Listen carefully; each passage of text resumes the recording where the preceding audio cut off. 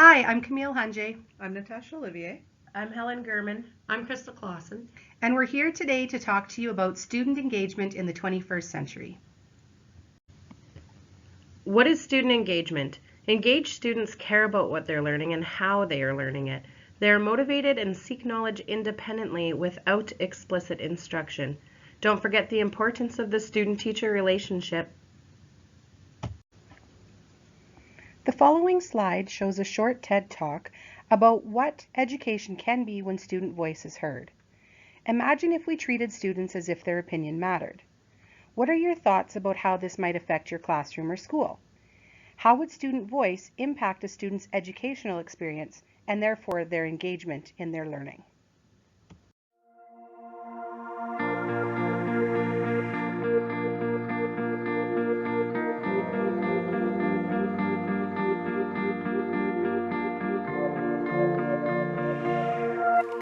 Good evening. Can I ask you to picture a sunrise?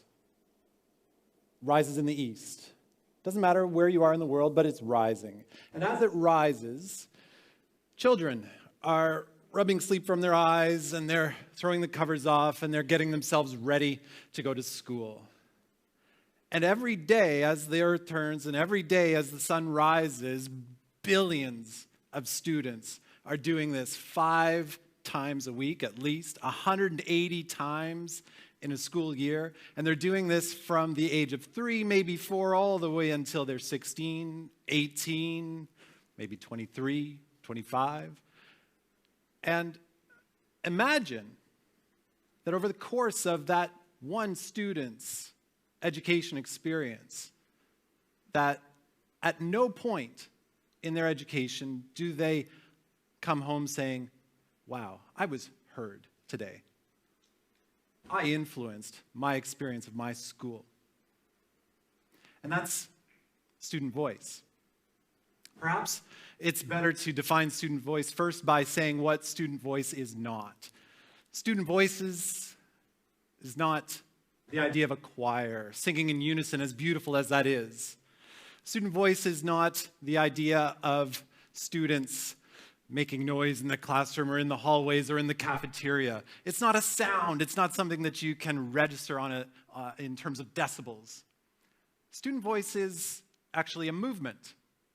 It's a concept that's being represented by individuals, by academics, by teachers, by students, by educational leaders, and they're saying that our educational system is ready for its next step in the evolution of the history of education.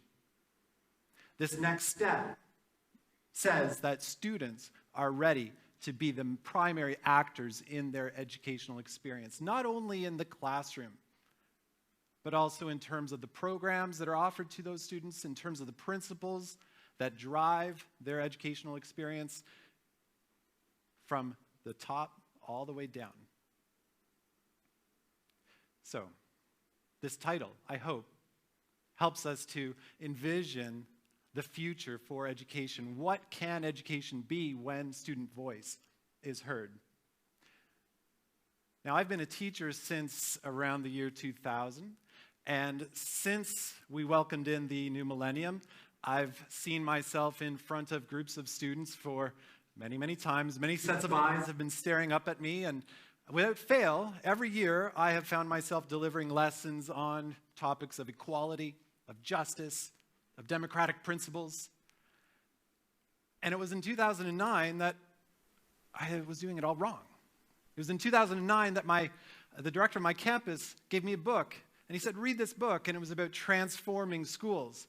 And the book was all about how students can take ownership of their educational experience and transform the place, the experience, and this is day in and day out a revolutionary experience for these students. Now, I'll further disclose my age. I was in grade 10 when, in 1991, Michael Fullan, an academic, a writer in Toronto, Canada, wrote this. He said, imagine if we treated students as people whose opinion mattered. In 1991, Michael Fullan was writing right around the time that the Convention of the Rights of the Child was released. In fact, we are approaching the 25th anniversary of the Convention of the Rights of the Child. Now, if you haven't read it recently, Article 12, and I'll paraphrase it here, Article 12 says that children have a right to express themselves. And that right to express themselves should be given increasing weight to impact their world depending on their ability. So obviously you're not going to put a 4-year-old in charge of writing curriculum. But why shouldn't the 15-year-old be a part of that process?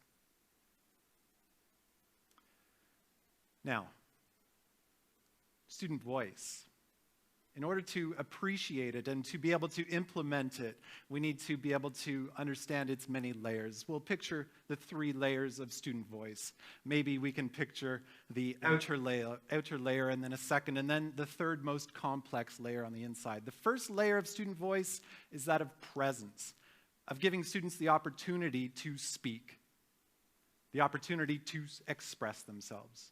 Moving to the second layer, we give the students power, that what they speak carries weight, that what they speak influences. And this is the inner core of student voice. And you are hearing student voice if that inner core is resonating and being acted upon. It is agency, where the student's power is actually impacting their world, actually impacting their educational experience. There are many examples of student voice at work. There are many points of inspiration that we can call upon. I'll offer you one. Her name is Nupur Dogra, and she was a grade 9 student in a Canadian educational system. She was studying physical education, and in her class she was told, you got to take care of your body. Nutrition matters. Vitamins, minerals, sleep. And she went to her cafeteria and she saw, whoa, this isn't quite on par with what I'm being told in class. I'm going to make something happen. Supported by her teachers, organized within her classroom, and then moving beyond that, she rallied and proposed to the provincial legislation that it was their obligation to students to ensure that school cafeterias were offering them healthy lunches. And guess what? The legislation was passed. From then on, cafeterias were dishing out nutritious and hopefully delicious food. Now, student voice isn't about these glowing examples. Student voice isn't about those students who make the headlines. It's great to see, it's a great starting point, but student voice is about each and every individual student. It's about making sure that every child, every one of the billions of children who are waking up each day and going to school, making sure that they can come home and say, hey, I made an impact today. I was heard. How do you know that your school, your educational system has student voice? Well, first of all, it begins in the classroom. Teachers are planning their lessons in an interactive way with their kids, finding out where their kids are starting from. What are their students passionate about? It moves beyond the classroom into their extracurricular activities. Are students given the opportunity to organize themselves, the opportunity to make an impact on their world? And lastly, it comes to the leadership, the educational leadership, where our principals, our superintendents are listening to their students. The curriculum designers are consulting with students.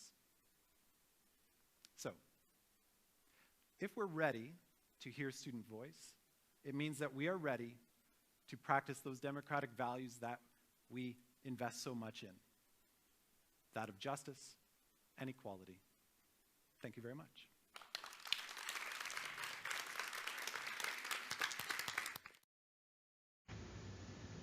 On the next slide, you'll see a video created by SunWest students as part of the SunWest Youth Consultation Group. Their job is to collect data and student voice from all of their peers. Last year, their topic was student engagement.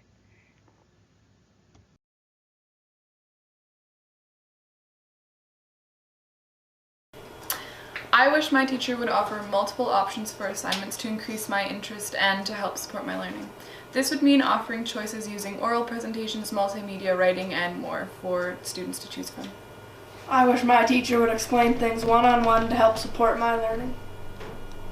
I wish my teacher would give me feedback on my assignments and tests to help support my learning so I know what I need to improve on. I wish my teacher would engage more technology during lessons and assignments to make learning more interesting to help support my learning. I wish my teacher would be more supportive and motivated, such as being happy, excited, upbeat for every single class. I wish my teacher would break up long lessons by taking body breaks or changing the topic.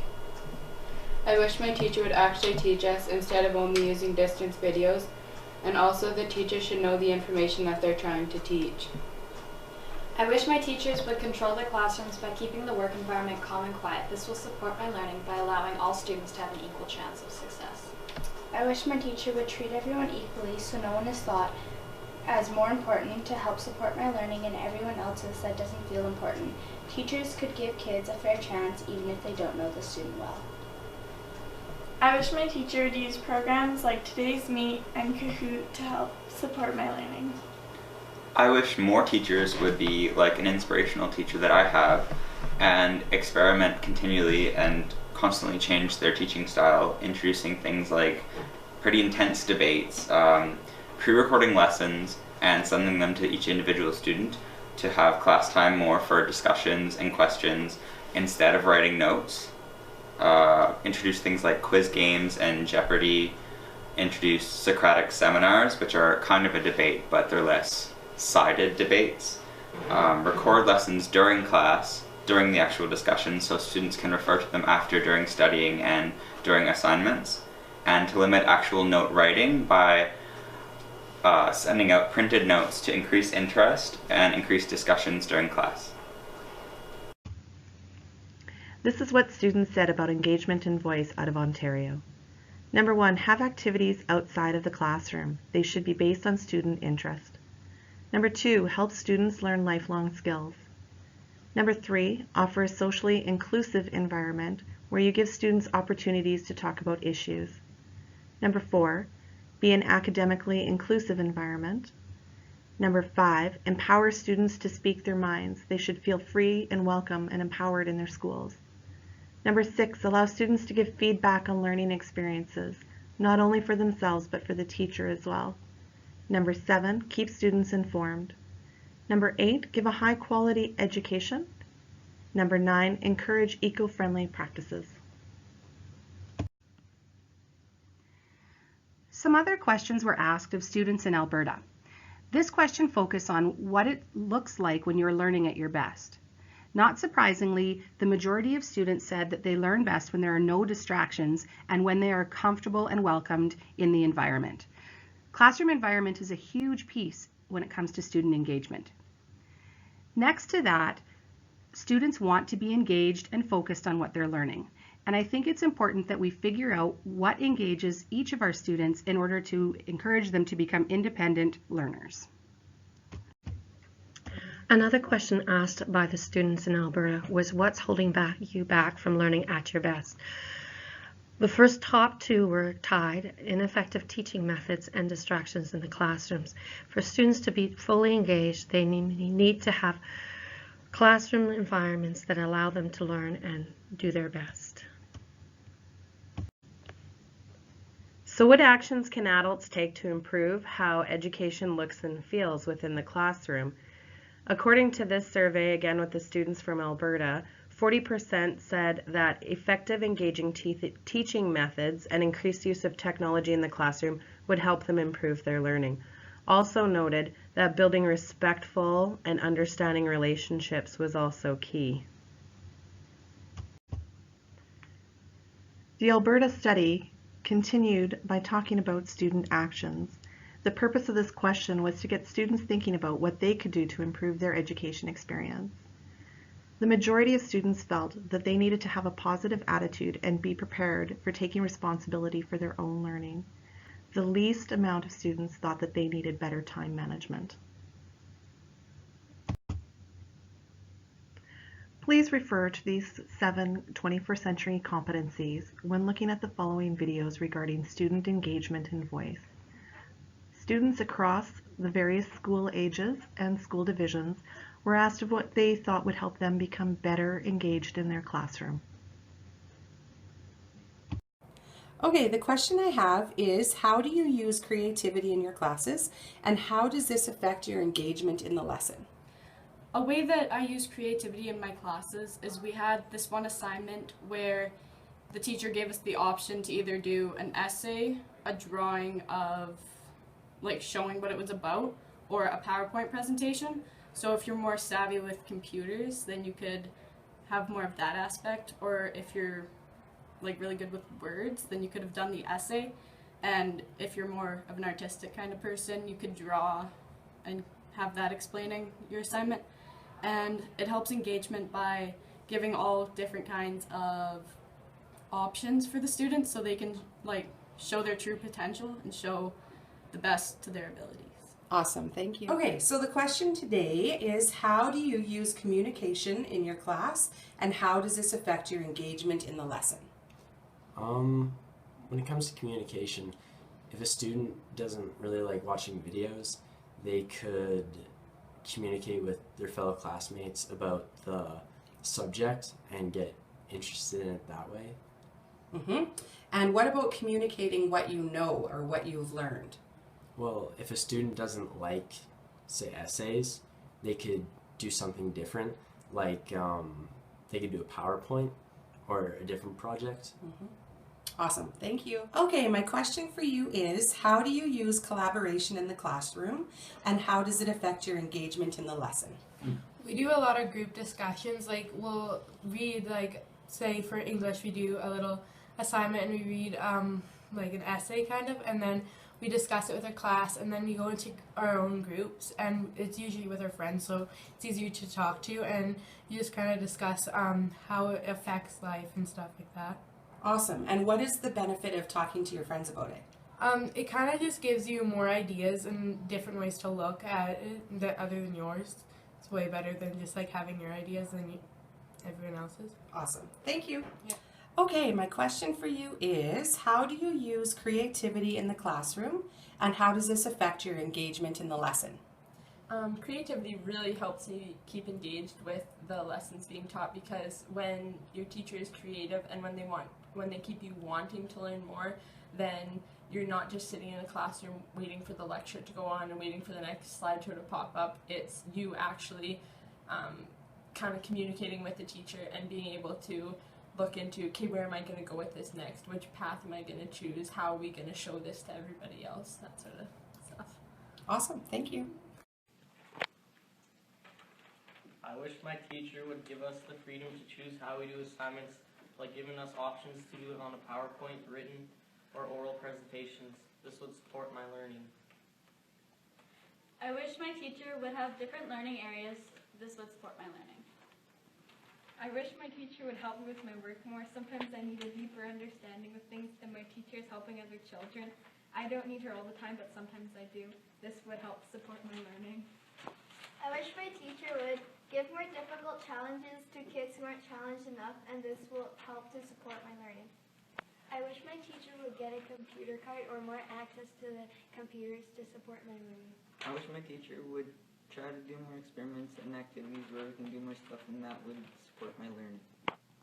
Teacher would give us more experiments to help me learn. I wish my teacher would be able to help me more. Explain to me what you mean by help you more. Since you don't help me lots. So with what? With work. Okay. My name is Matthew and I'm in grade 4. I wish my teacher would let me work ahead to improve my learning. Hi, I'm Josh and I'm a grade 5 student. Hi, I'm Hannah and I'm a grade 5 student. And to improve our learning, we want more one-on-one time with our teacher, just to help us learn better. There are several ways to include and hear student voice. Which of these are easier to do regularly in your classroom, and which would require more thought or effort or preparation in order to implement? As we look at the following graphic, we talk about envisioning student voice. Where are you at according to the graphic with your students in your classroom? Are you at a point where you're just starting to involve your students in the assessment practices and engaging them in the decision making? Or are you more at a shared leadership level where students are co-leaders in learning and accepting mutual responsibility for planning and assessing their learning? Within your own teaching practice, please take some time to pause and reflect. Why should we embed student voice in our classrooms and schools? How do students express voice? What is the current climate of the student voice in your classroom and your school? What is my role in fostering student voice in my own classroom and school?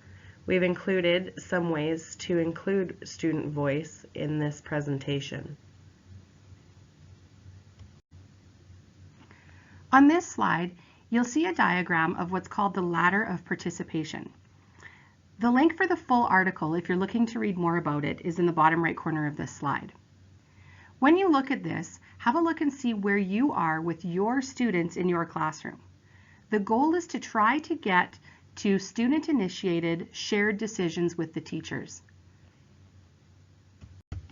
Shifting from student voice to student engagement. Involve all students in school leadership initiatives by using student surveys and fostering dialogue about important issues. Show that you value students' opinions. Create a school culture that welcomes participation and student voice. In completing this project, we gave our own students a voice which connects to creativity, critical thinking, communication, character, and citizenship. We use new technology tools that we had never used before to work collaboratively. We feel that this project embodies the 21st century competencies. So in closing, we would like to take the opportunity to ask you guys to be really reflective with your practice. What things could you change to make your classroom a more engaging, student-centered learning environment?